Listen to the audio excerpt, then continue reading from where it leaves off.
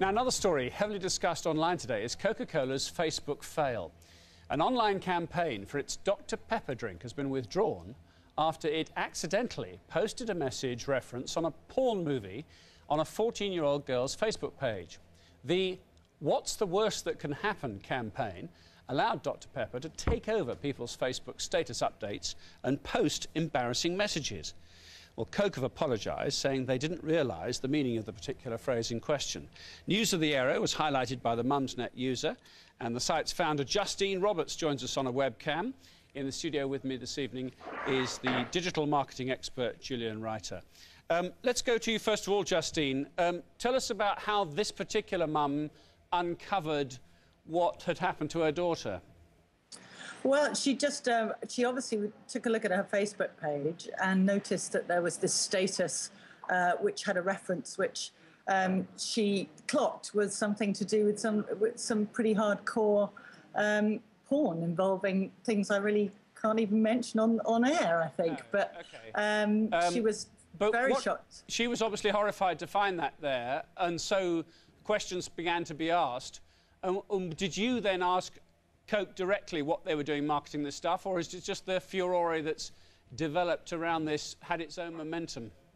Well, she wrote to Coke and they very quickly, I think, removed that reference and then a few days later stopped the campaign altogether. But the worrying thing is, I think, is the teenager, as any normal teenager would, searched those terms. Luckily, her ISP had quite a strong filter, so she didn't seem to find out what it meant.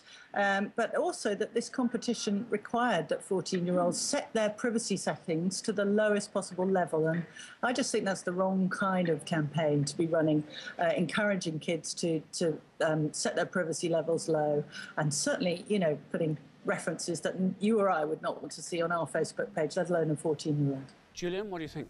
I think what we've heard there is just absolutely right. I think it was probably misadvised. I think one of the issues that parents face is that perhaps they're not as up to date with some of the language and some of the issues that are being discussed on the internet. And I think that's been reflected perhaps in the brand knowledge as well. Is that but what the hell were they thinking? I mean, you know, to put this kind of stuff out anyway when their target group appears to be young teenagers. I would absolutely agree. I would say that it's one that slipped through the net. It's very ironic that their title of their campaign is "What's the worst that can happen?" and probably a lot is going to happen to the team that has actually produced this. Yeah. The cynic might say they deliberately let it slip through the net because they wanted to be shocking, they wanted to be edgy, they wanted to be... I can understand that, and you do see people do push the boundaries these days. There's no doubt that we're pushing them as far as we can, but I think what's happened here is that it's just slipped through the net. I think perhaps a young individual might have put this down as a joke. I don't know for a fact, but what happens is if you don't know what you're reading, it can get through very quickly. I think it also shows two things in the power of the internet. Is one, how quickly it's got about. So the issue of this has been raised, and unfortunately once it's out there for a brand like Dr Pepper and Coca-Cola, it's very difficult to take back. This commentary will be on the internet for a long time now. I think what's also interesting is that a social site such as mums.net is now monitoring a social environment such as Facebook.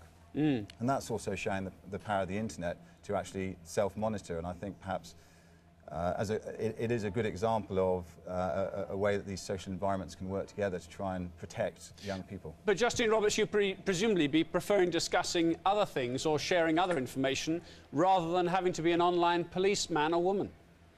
Absolutely, and we think that brands need to be a bit more responsible about the type of things that they're marketing to children. I'm absolutely sure that Coke didn't mean for this to happen, but they need to tighten up their procedures because kids are being exposed to things that no one in their right mind, not just mums or parents, want them to be exposed to.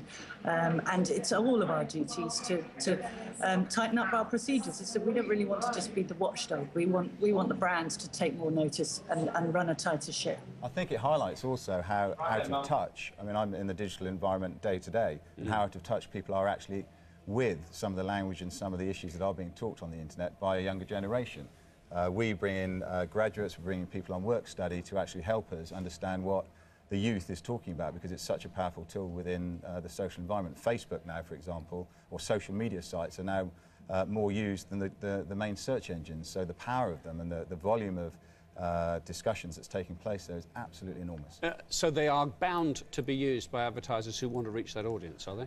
it's the #1 destination place to be. It's also, if you think of how much was paid for Facebook, it's the only way that they can recoup the money that's been paid for Facebook. And they have very clever targeting techniques that allow you to target what people are talking about, what people are interested in, even down to the point of actually understanding the tags that people put against their pictures. You can search on those key terms and serve an advertisement up against the picture tags.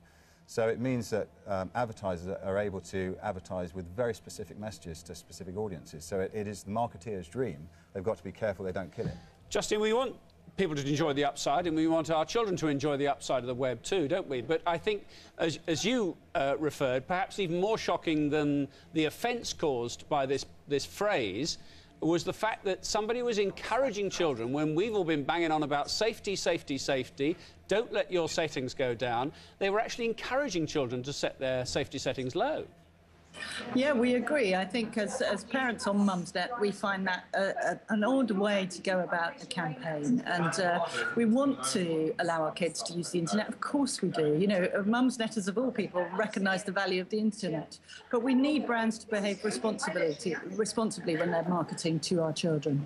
And we really hope this is a sort of clarion call to all brands that, you know, you're not going to get away with it and you're just going to end up with egg on your face.